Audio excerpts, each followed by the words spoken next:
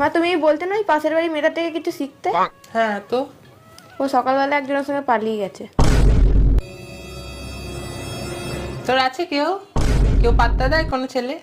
দুদিনের বেশি তো কেউ টেকে না, আবার নিয়ে নাকি তোকে পালাবে। দুপুরে কি খাবি? বিরিয়ানি করো। অকাদে আছে তোর বিরিয়ানি? তাই তুমিই বলো কি করবে। করলা সেদ্ধ আর আলু ভাতের ডাল।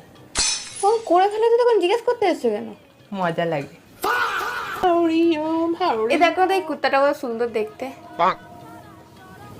খুব সুন্দর, এত কিউট, কিন্তু আমার কুকুরটার থেকে সুন্দর কেউ নয়।